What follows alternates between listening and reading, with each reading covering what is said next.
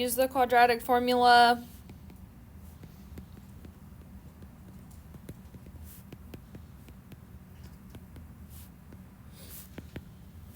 And the discriminant.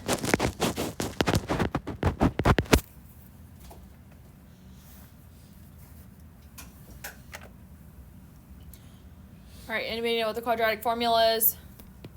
Or what the formula is? Equals negative b plus or minus square root of b squared minus 4 times ac over 2a. So negative b plus or minus the square root of b squared minus 4ac all over 2a.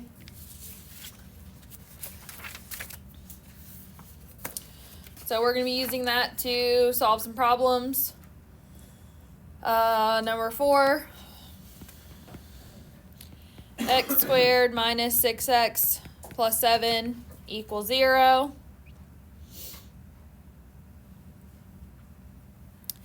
So remember, just a refresher, A, B, and C. If there's not a number explicitly written, so like A in this case is going to be 1, B is negative 6, and then C is 7. So we're just taking those and plugging them in. So negative times negative 6, that's obviously going to end up being positive, plus or minus the square root of b squared, so negative 6 squared. If you just write it as 6 squared, since it's going to become positive being squared, that's fine too. Minus 4 times a is 1 times c is 7, divided by 2 times a is 1. And then we just need to simplify it down as much as possible. So 6 plus or minus the square root of 36 minus 28 over 2.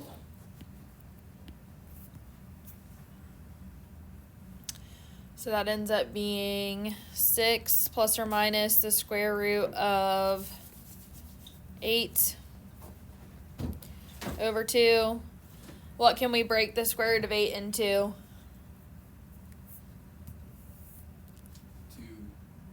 Theoretical 2. Yep. So we have 6 plus or minus 2 square root of 2 over 2. Now, a lot of people want to do this. Don't do this, but a lot of people want to do this, and they'll be like, I canceled the 2's, they're gone. Can't do that, okay? Because this is adding and subtracting here, we can't do that. But what I can do, and what you should do instead, is you should take out a 2 from the top, which would leave you with 3 plus or minus the square root of 2 over 2. Now, because it's multiplying, I can cancel that and be left with 3 plus or minus the square root of 2. So I say that because it happens all the time, or people will cancel the 6 and the 2, and they'll just be like, it's 3 plus or minus 2 root 2. That's not accurate math. Okay, you can't do that. You got to take something out to be able to do it. It's got to be multiplying to allow us to do that. Let's see. 6. Actually, let's do 8. 5p squared minus 10p plus 24 equals 0.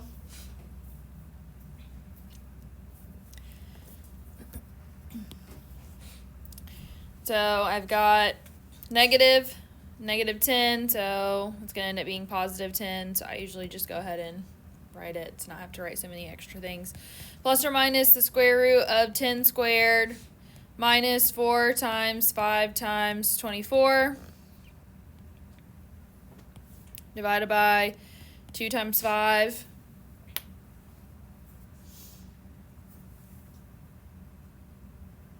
Now, another thing, when you're like squaring something like 10, if you want to go ahead and write that as 100 instead of as like 10 squared, that's fine too. So I've got 10 plus or minus the square root of 100 minus, let's see what that is really fast, because I don't know, 20 times 24, 480 divided by 10. So 10 plus or minus the square root of negative 380. Shouldn't it be 25? It's 10. Oh, never mind. I definitely thought it was 5 times 5. Yeah. Oh, I was like, what? All right, so I need to take some stuff out of the 380 if I can. So, well, also, what else do I know is going to be coming out? An I. Okay, so I'm going to go ahead and do this. I'm going to just go ahead and write the I, and then so that way I don't forget about it. But I need to break down 380.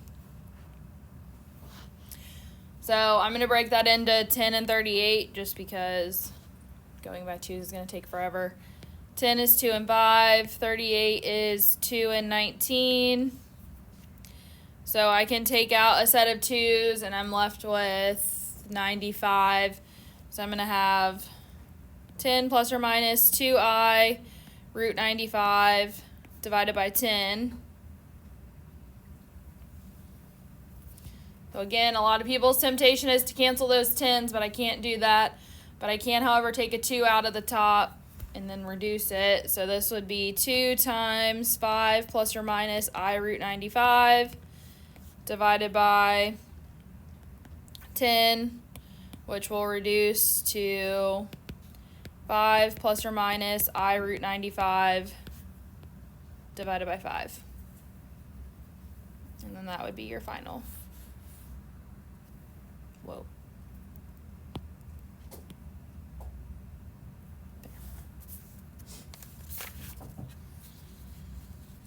Any questions on those? All right, so then there's another set so those are the equations that are already given to you in standard form. Then they have you do them for not being in standard form. So we're just going to look at one of those. Number 20. So they give us 6 minus 2t squared is equal to 9t plus 15. So I basically just need to get everything on one side. So I'm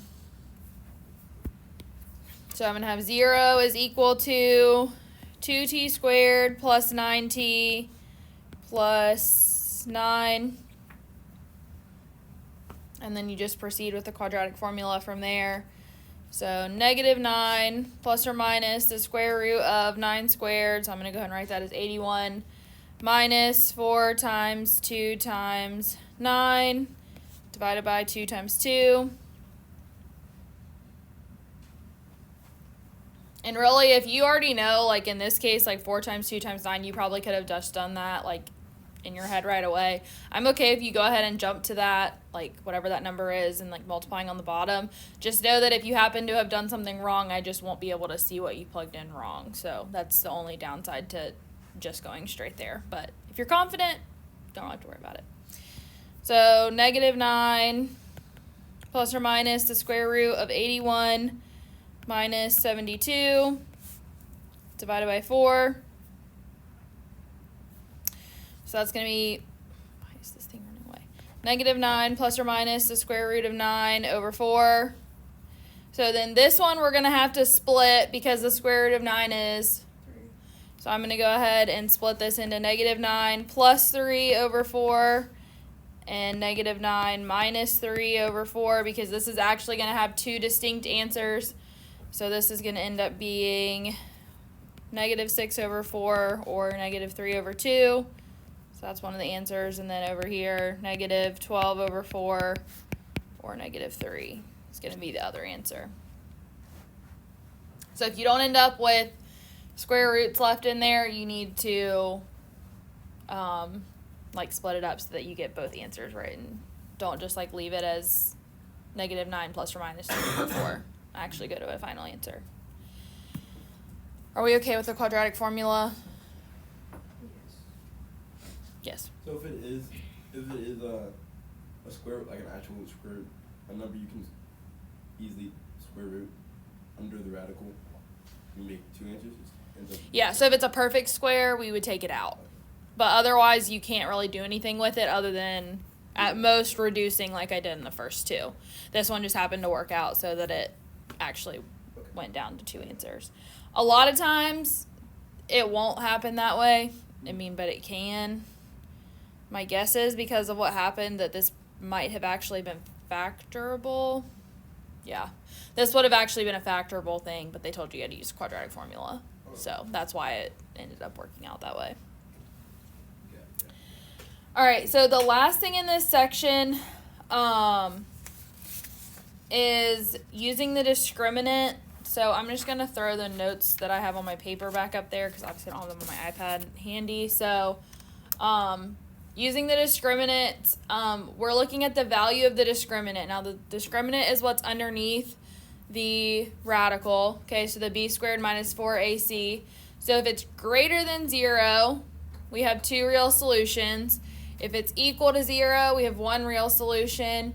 And if it is less than 0, then we have 2 imaginary solutions. So that's what we're trying to find, is we're literally just finding the discriminant and then saying how many solutions it has based on that. And that's all we have to do with it. We don't have to do anything else. So let's see. 32, we have s squared plus 7s plus 11 equals 0. And they just want us to tell the number and type of solutions. So I'm just doing the b squared minus 4ac part. Trying to get this a little clearer. So this is going to be 7 squared, which is 49, minus 4 times 1 times 11. So that's going to be 49 minus 44, which is 5. That number is greater than 0. So when it's greater than 0, I have 2 real solutions. So that is what we're looking for, is to see that you showed that whatever the answer was is either greater than 0, equal to 0, or less than 0, and then tell how many solutions it has.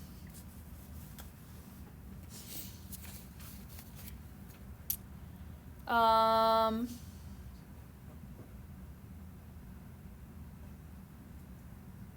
34. Negative 4w squared plus w minus 14 equals 0. So b squared, so that's 1 squared. So 1 minus 4 times negative 4 times negative 14. I don't know what that is. And 16 times 14. 16 times 14. 224. So 1 minus 224.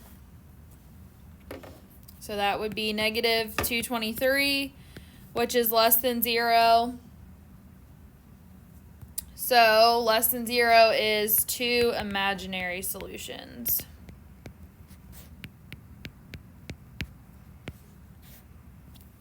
And that's all we have to do for those. For some reason, this ends up being the hardest thing, I feel like, for people, even though it's like such simple math. I don't know. I never understand. But I think people just forget what the discriminant is and then don't study this for a quiz or a test. And it will be on there. So, any questions about that? Do you need to see another one? 0 equals 0 is infinite. When we're solving 2 equations and 2 unknowns, yes, but not for this. That would just mean that there's 1 real solution. Oh, okay. So, there's only 1 problem in the book that gives 1 real solution. It's not an even problem, so. But yeah, you are not commonly going to get it to be 0. Just, it's not, that doesn't happen a lot. So.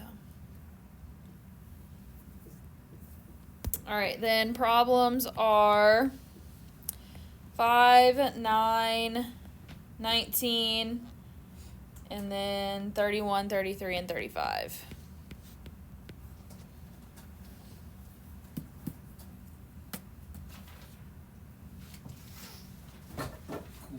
Now, the other thing really fast just to note, there's problems in here. I didn't assign you any from it, but 40 through 48 say to solve using any method. If on a quiz or a test I say solve using any method, you can pick whatever method you like the best. Quadratic formula always works. You can complete the square. That obviously we talked about when that worked yesterday, or whatever day it was. And then you can factor. So if I don't specify, you can use whatever, but remember, if it says you have to use a quadratic formula, even if, like this one up here, that would have actually worked out to be factorable, you had to use the quadratic formula. So